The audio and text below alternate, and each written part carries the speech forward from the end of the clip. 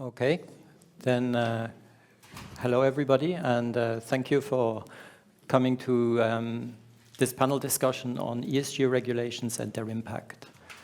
We want to talk a little bit about the differences in regulation between the EU on one side and Switzerland, broaden out also maybe get a bit of a view how they do it in the US, and then talk a little bit about the topic, is there too much regulation? Is it too detailed?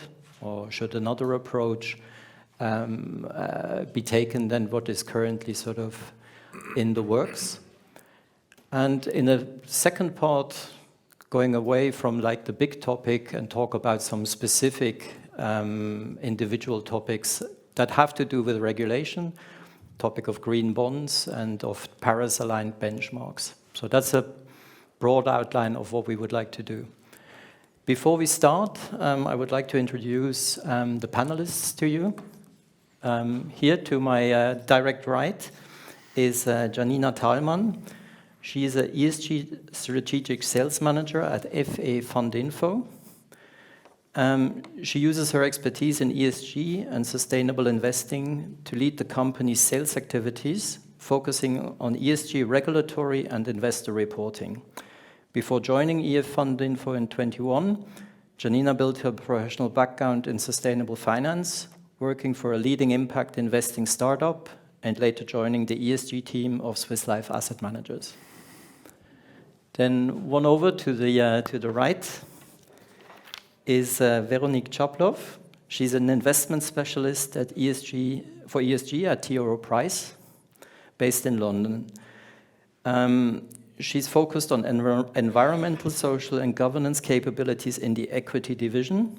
She's a vice president of T. Rowe Price, and her investment experience goes back to 2000, as she has been with T. Rowe Price, and she has been with T. Rowe Price since 21 in the investment specialist group within the equity division. Then second from the left, from your view, is Dr. Andreas Steinert. He's the head of ESG business at Amundi in Deutschland, in Germany. Since 2018, he works at Amundi Germany as a member of the management board and head of third-party sales. Since the beginning of 2021, he has been responsible for sustainable investing for Amundi Germany. He holds a doctorate in law and an MBA from the University of Chicago. And then, last but not least, all the way to the right, from my side, is Dominique Habegger. He's the Chief Sustainability Officer at Depury Pictet Turrentini in Geneva. He joined there in 2013 to develop and deploy the Buy and Care strategy. He initiated the first ESG integration methodology at Lombardier in 1998, before co-founding Asset4 in 2003, the first ESG web database. Dominique holds a master's degree in finance from the University of St. Gallen. He's a member of the board of directors of Swiss Sustainable Finance and the vice president of Sustainable Finance Geneva. I would like to, sorry, I forgot to introduce myself. My name is Stephan Meier. I'm the CEO of Open Funds. We're a distributor for about a dozen foreign investment boutiques and do the sales for them here in Switzerland. I would like to start with a very general question to all of you. How important is ESG regulations in your view? Do we really need all these detailed rules? Or would the market not take care of it in the sense that non-ESG compliant companies would over time not get funding and non-compliant funds would not find investors anymore? If I can start all the way to the right, maybe, Dominique? Thank you, Stephan, for the introduction. Well, I think it's difficult to argue. I think there is some echo that after being 25 years in the space, that no regulation is good enough. Obviously, the purpose of the regulation, the objective, is it about promoting sustainable investment? Is it about avoiding greenwashing? Or is it promoting transparency needs to be weighted against the collateral damage that excessive regulation or too detailed regulation can cause. And I think that's going to be the discussion today. Regulation is, to my opinion, absolutely necessary. But obviously a lot of collateral damage, in particular in today's environment where many jurisdictions, many countries start to regulate and spread the coverage and the differences between those regulations, creating sometimes more collateral damage than maybe what the purpose was initially. Okay. Maybe Andreas, yeah, you follow up? I think we wouldn't be here, obviously, if there wouldn't be the European Union that would have pushed sustainable regulation over the years. So yes, it's absolutely necessary to lead that discussion. Then I think we should have a differentiated view on various topics. If you look at data or definitions, I think regulation by law is necessary. But you can argue that some elements of the EU regulation actually reaches its objective. So if you look at the SFDR, and we think or we hope that the steering of green assets can be achieved by giving lots of information to end or retail investors through the transparency requirements of the SFDR, that can be questions. You know, you get 10 pages per fund, and then the retail investor on that basis should decide whether that fund is a bit greener or a bit better, etc. And that actually steers flows. I think that's an element that can be questions. But we have other elements that you will be discussing, like green bonds and CTB and benchmarks, I think, where regulation is extremely helpful. Okay, Véronique? I actually really like the questions because I have to say, having been practicing SFDR for the last 2 years, I would love the market to take care of itself. It's been horrendous, I'm sure, for a lot of practitioners in the room. The whole experience has been very clumsy, very time-consuming. And as you said, I'm not even sure that we're really achieving the objectives that we set out to achieve in the first place. So I would really love the market to take care of itself. I'm not sure this is feasible. I think from what I've experienced, I think that the main challenge has been that in the way it's been implemented, because it's targeted asset managers in the European Union to start with, but hasn't really looked at the rest of the ecosystem. So it's been a little bit kind of unbalanced. We've had corporates which have not really had their own regulation on disclosure implemented. So it's putting a lot of pressure on asset managers to disclose before the information is actually available. And then I would also argue that some of the rating providers need to be incorporated into that regulation as well. There's some consultation on that, which is starting in the European Union and in the UK as well. But I also think that these people have got a lot of power in determining what is good ESG, what is bad ESG, and in some instances, I would argue, probably are creating a bit of a bubble around a number of companies as well. So I think regulation should really cover every aspect of the financial industry for it to be successful. Okay, Gianina?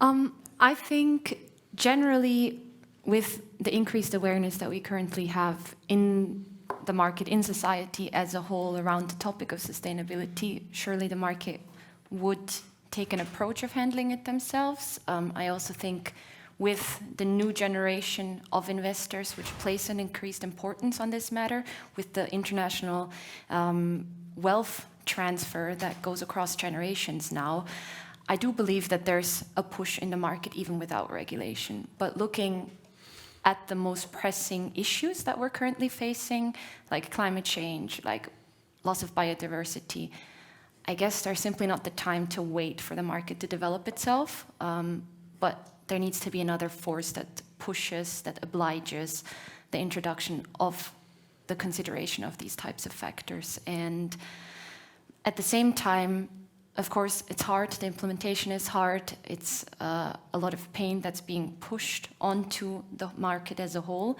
but hopefully with standards, with regulations, we will get to a point of reaching some sort of comparability, because I think at the end of the day, it's not very helpful to have information if you can't compare it between products, between institutions. And I do believe that regulations are a good part, or do a good job in trying to accommodate this consistency, but it's hard nevertheless. Can I just follow up with you, because you're based here in Switzerland, and ask you more specifically to compare when you look at the EU?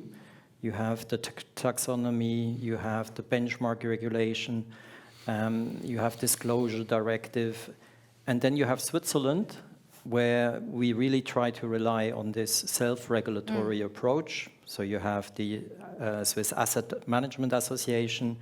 They published some ESG guidelines.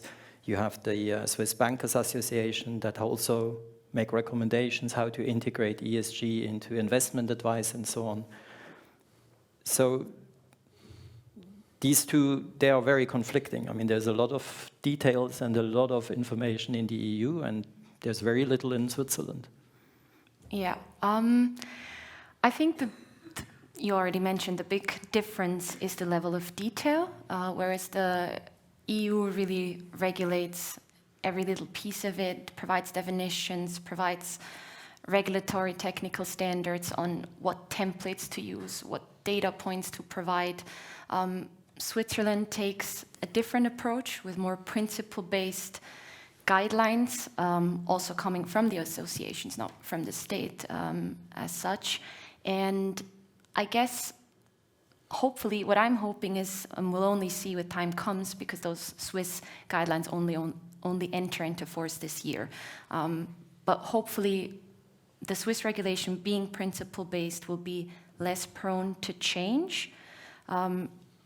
Since, for instance, the SFDR has been introduced 2 years ago, there has been so many changes already. The taxonomy has changed. Natural gas and nuclear energy has been included. New RTS have been released in February, I think. So it's constantly changing, and the market feels a lot of pain to try to accommodate for those changes and try to keep up to speed and have all the correct templates in place. We feel this very much as a reporting provider, having to stay on top of that and changing all of the documentaries. So hopefully, with the Swiss regulation being more principle-based, it might suffer less of these changes and having to update everything, but only time will be able to tell.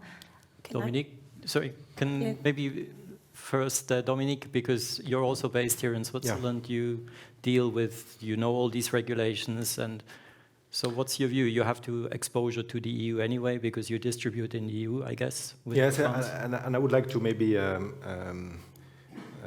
showcase that despite the situation today that seems indeed very poor in comparison of what the EU has regulated, I'd like also to put in perspective the fact that as a board member of SSF, we're very much into the discussions which are happening now, where the Federal Council is really having high ambitions to put Switzerland as a key center for sustainable finance.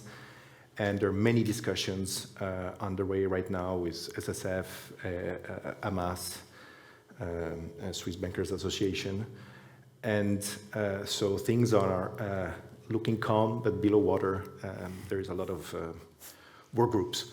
And then maybe to illustrate another regulation that's existing, that's soft law because it's not mandatory, is the Swiss climate scores, which to some way illustrates maybe what the Swiss way might be down the road. And the Swiss climate score is an output report that shows ex post what a portfolio, what a fund did. And that seems to be more the route that the Swiss regulation is maybe trying to take, or at least that's what I hope, because to some extent we will address it. A very, very ex-ante heavy regulation is then overwhelmingly difficult to supervise, and that we see it from the EU perspective, that the regulator hasn't had today the capacity to digest all those publications that have been provided by the asset management industry, the annexes 2, 3, 4, 5, etc., etc. So just to put in perspective, I think the Swiss regulation is coming. It's probably going to be different now on the other way, people want to avoid to have a Swiss finish, some extra work to be done based on what most asset managers in Switzerland at their work pan-Europeanly would need to do. So this is not the end, but certainly Swiss asset managers and Swiss banks are putting pressure that we don't deviate too much to what the EU regulation is going to ask Swiss asset managers, Swiss-based asset managers to do anyway. Maybe we can come back to what you expect exactly to come into law in Switzerland. But before that, because Véronique, I think you have the advantage of the US experience, and looking at the philosophy in the US, to me, looks very different. I mean, they say it's your fiduciary duty to make money for your investors, and everything else is something else. So. But before we move on to that, I just wanted to, first of all, sort of come back to what you were saying about changing all the time. And I think that's definitely been a problem in Europe, which I think it means that it's actually stifled innovation. So we've seen the number of products be launched with regards to sustainability kind of really reducing, because nobody knows exactly where we're going next. And I think that's really stopped some of the asset managers sort of making decisions. You know, there's a bit of paralysis taking place, which I don't think is particularly helpful if we want to redirect capital in those areas. The other thing actually that sometimes get lost in translation with SFDR is, whilst at some level it's very, very detailed, as you say, and the EU taxonomy as well, it's also very high level in others. I don't know if people have been following, but the definition of what is a sustainable investment has been left to interpretation, and we're still not better off. So we've been waiting and waiting, and the conclusion was you can do whatever you like. So it's this really weird sort of system where it's sort of either too high level or really too prescriptive. And I would hope that we can find somewhere in the middle that kind of gives us, you know, room for maneuver without being overly prescriptive. But maybe, yeah.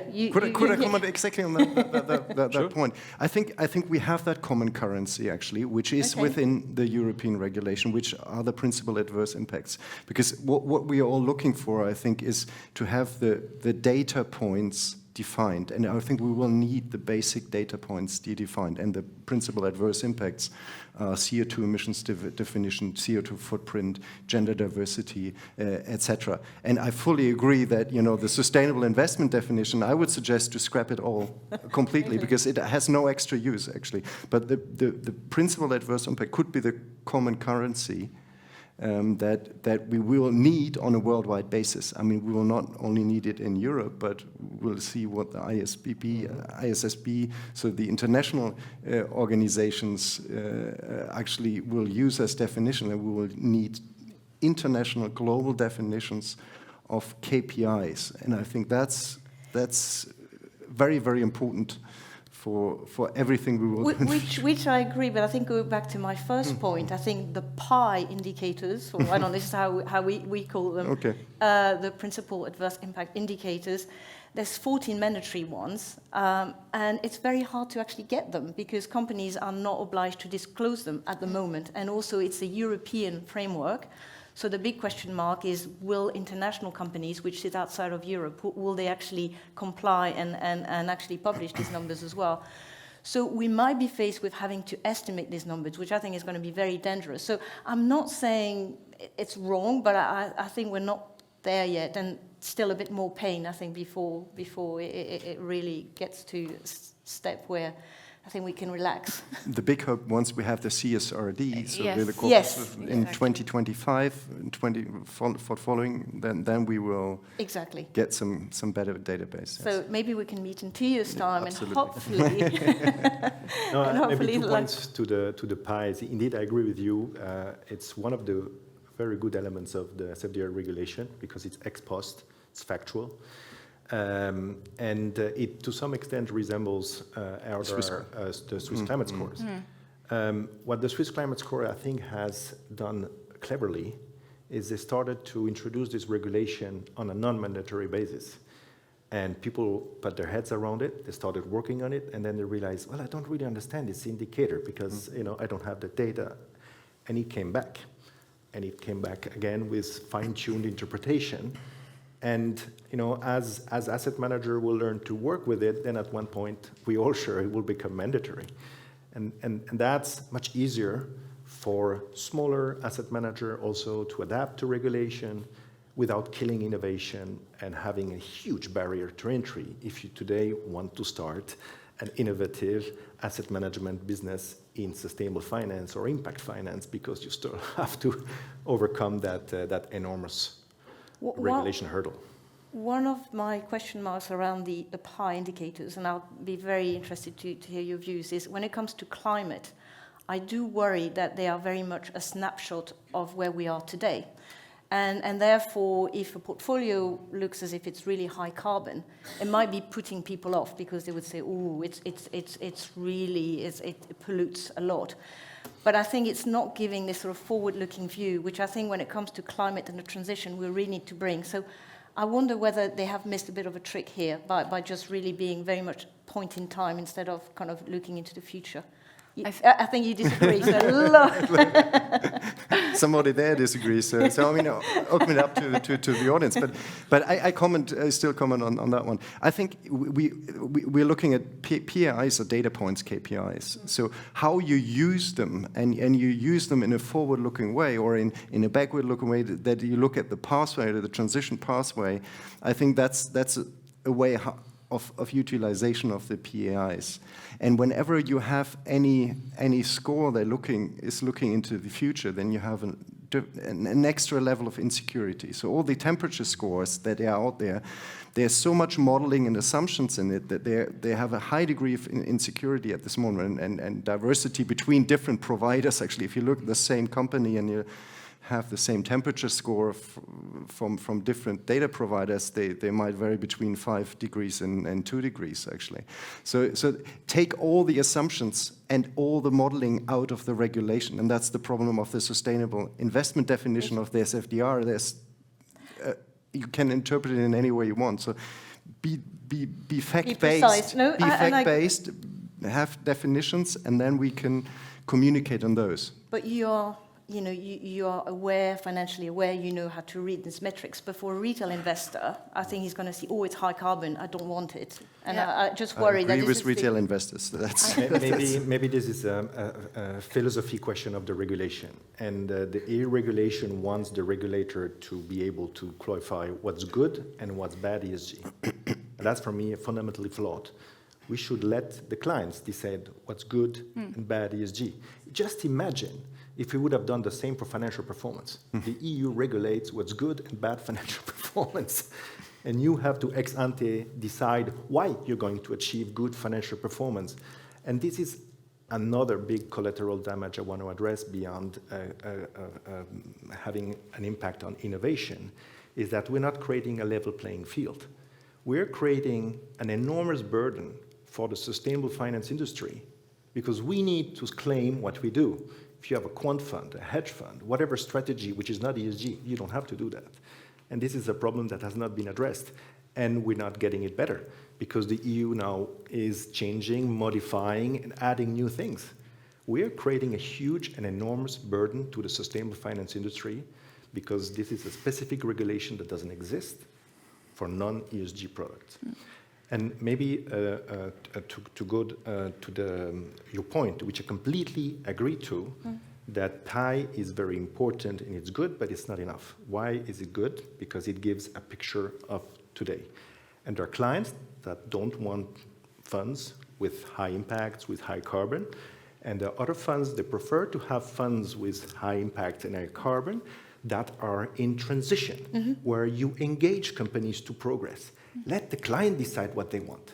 Let the client decide, I'm okay with high impact, I'm okay to have oil and gas, I'm okay.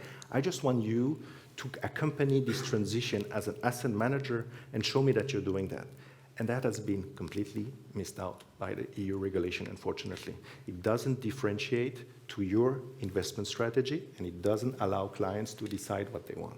So I don't know if you've caught up with the UK. I think the UK is trying just to, learn the lessons from the European Union. So they have come up with their own kind of way of labeling different types of funds. There's been a lot of pushback, but they have got this transition bucket, with this, where engagement is meant to really help, which I think is quite innovative and actually is addressing this. The problem is they have an impact bucket which seems to really restrict impact investing to private assets and primary, which is probably going to kind of demote a lot of impact strategies which are invested in listed markets. And so I think there's a big question mark around that. But yes, I really like this idea of, as you said, having something to really help some of those high emitters kind of and guide them throughout the transition. And maybe I just want to underline this point, and actually we try to talk to the press a lot and try to make this differentiation, because we get a lot of press in the German press where you say, well, the asset managers invest so much into the oil or coal industry, and they don't consider that we have those transition funds that have a clear net zero transition pathway. And we really have to differentiate between those two sort of asset classes in a way. Transition fund, what you mentioned, and what the UK has rightly differentiated, and sort of green asset funds that are already green and in low carbon intensity today. I think that's really, really important. And it's important that this is communicated also in the press. So the panel is really mainly for your benefit. So the more questions you have, the more it will be answered in what you're really interested in. So there's a first one. Thank you. Hello, I'm Helge Kostka from Impact Cubed. First a comment, because we were looking at each other, so I really like the idea of being factual and letting the investor decide. So many people have used the term, 50 shades of green. You gotta decide what you want. And at the end of the day, what I'm missing, and I think that's where the industry should be heading, and some do, is like, you got to tell people what they get when they invest, and then you got to show them afterwards that they actually get it. And we are already coming from the yield and expected return, where we're already not doing a perfect job on it, and ESG needs to do the same. And there are facts, and PI are a good start. So that's a comment. Talking about facts more, and Véronique was mentioned that earlier, is just like these ratings that are out there. I mean, you can have PIs that are factual, or you can have ratings that are hugely dependent on somebody having an opinion, which is in the rating itself. Like the old Moody's and credit rating are all analyst opinions from credit analysts. But the ESG analysts behind many of the ratings that exist and used today everywhere don't actually, they never see the light of the day. You don't know them, you don't know how good they are. Sometimes you don't even know their methodologies. So my question here is, do we need more transparency also on the rating side if we want to continue to use those ratings? Yes. Maybe, yeah. Maybe just to get to that, I think there's also something underway at the moment. Both Switzerland and the UK, independently from each other, are currently thinking about how to regulate ESG data providers.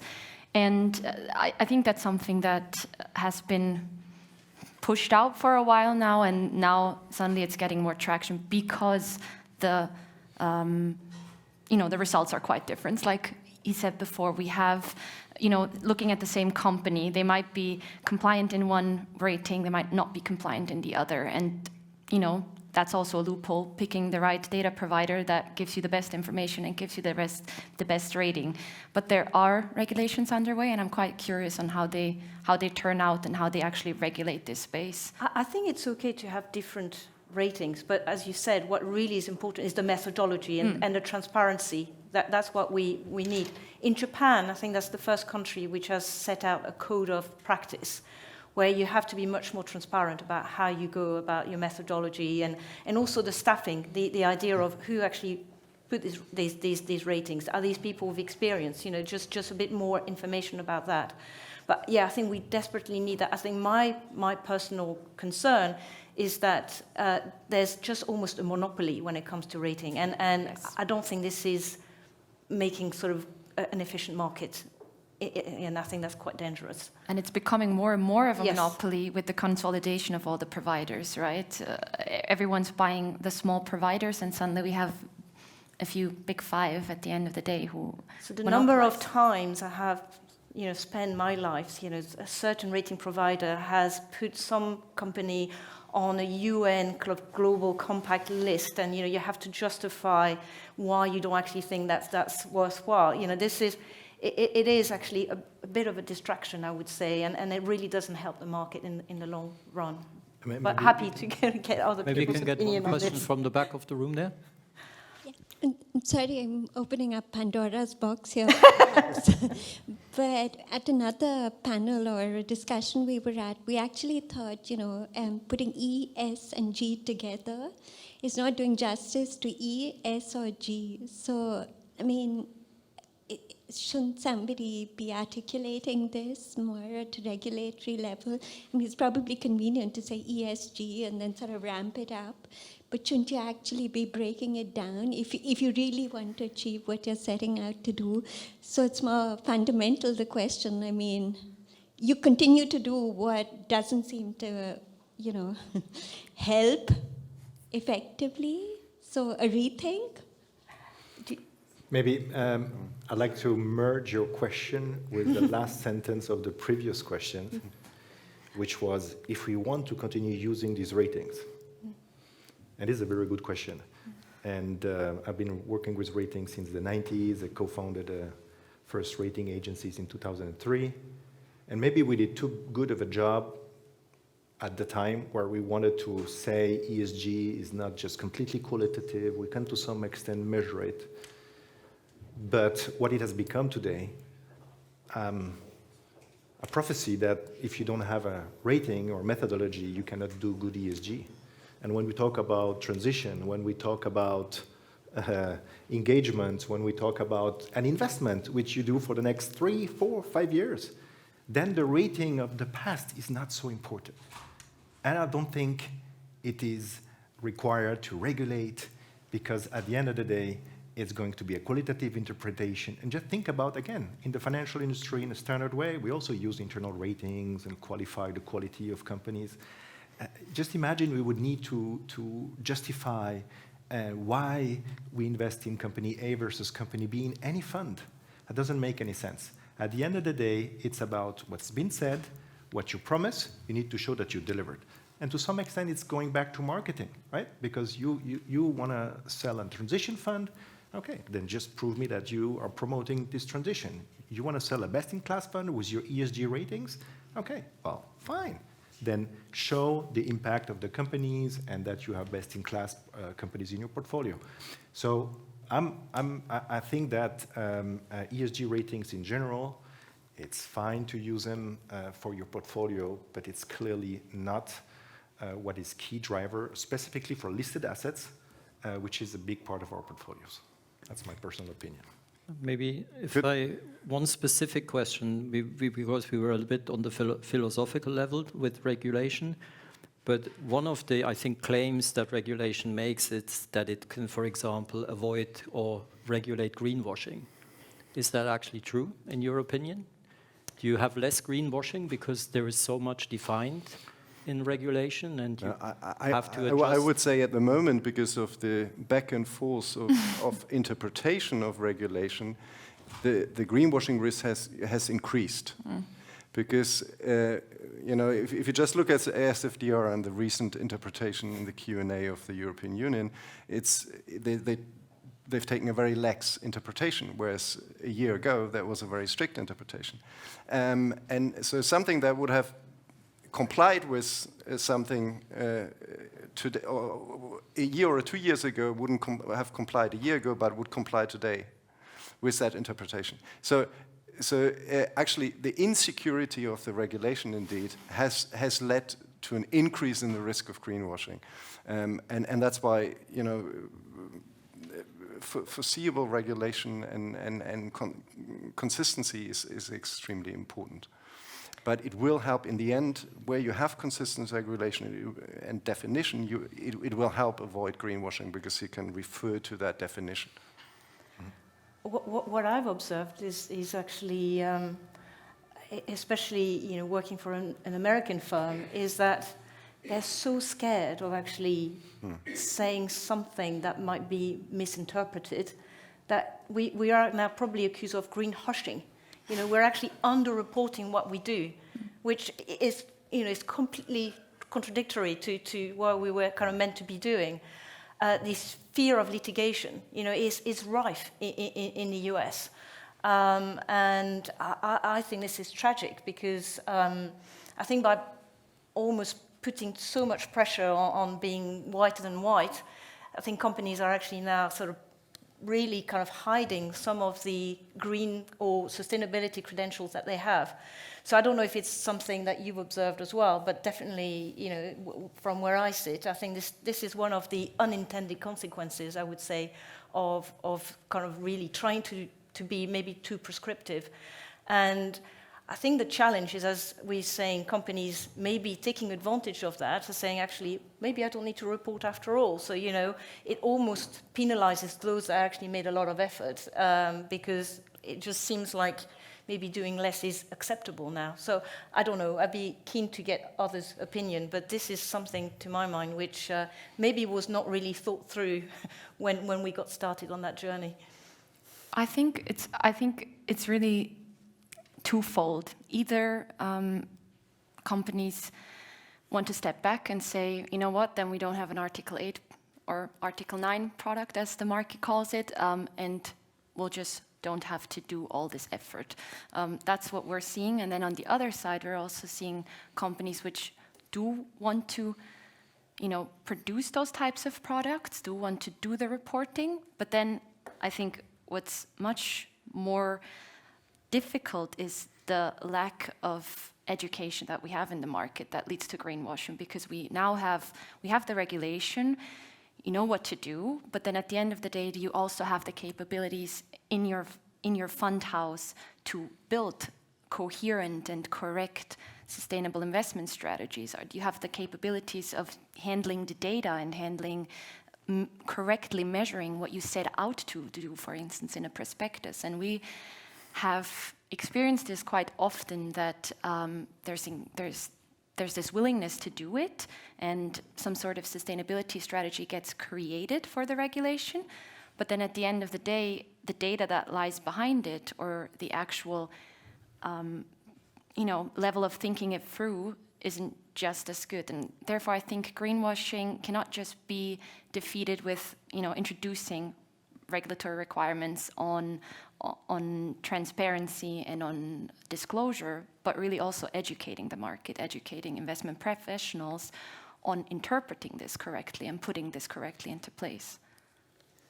When you were talking about engagement, and I think when it comes to this green hushing, I think this is where trying to prove evidence that your engagement has actually led to a given outcome is very hard to do, because you're not acting on your own, and I think this is where we sometimes worry that we could be criticized for overclaiming the impact of our engagements, on companies. So this is a classic example of engagement. I think is the right thing to do. I definitely don't want to do less, but it's just this idea of how then you articulate that into to your clients. And the other aspect, which I know is been also green hushed a lot, is climate pledges more and more, as we talked about that transition. So I do think that this is something that needs to be addressed before we kind of stop all the good work that's actually started in these areas. Yeah, no, you make a very good point, and we are running transition strategies in energy transition, and also in specific equity for 15 years. And in the past 10 years, we have published in our specific microsite data on every single engagement meeting we conducted with the companies. What's the problem? What's the problem to say that you had discussions with Nestle? I think if you sell that you do work on the transition, you say, I met with Nestle. You don't need to say exactly what you discuss in every single detail. At least you can provide that to your clients if they ask it, and then it shows you did the job. But there is a selected level of transparency that you can do without the regulation asking you to do it, just because maybe your clients expect you to show that you're walking the talk. And there are a lot of asset managers that put themselves hurdles, and I see engagement report where they don't talk about the company they engage. Because I understand there are huge compliance offices at large asset managers that would rather say, don't do it because I don't know the consequences. But we've been doing for 10 years. It's no issue. Oh no, and we do as well. So I'm pleased to say we report all of the engagement that we have, and we have lots of different, UK stewardship codes where we will give you lots of examples.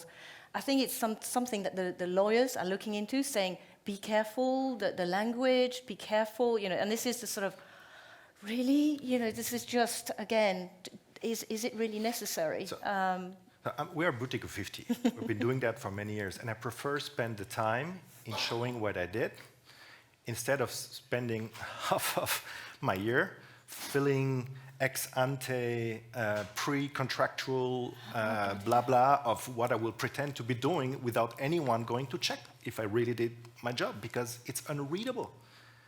And SFDR Annex 5 is 15, 20 pages. Just have fun. But in terms of engagement voting, I don't see that challenge. I mean, if you look at the requirements of the Net Zero Asset Owner Alliance, they've published documentation where they actually ask now asset managers to engage, to use the big asset managers, and we've engaged with 2,000 companies last year as Amundi worldwide, where they actually ask you to engage and publish. So maybe you get sort of the request on the one side, or the risk from the regulation and the lawyer side. On the other side, you actually get the request from the big asset owners worldwide that actually ask you for transparency and do engagement.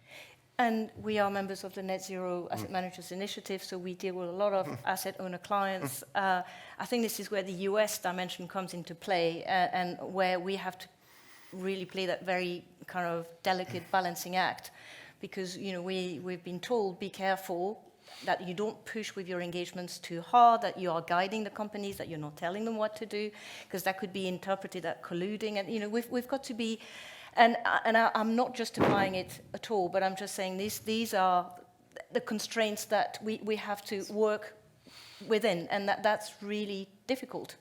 And I have nightmares of maybe having just to be one day having to be in a court of law, having to justify why we have net zero targets.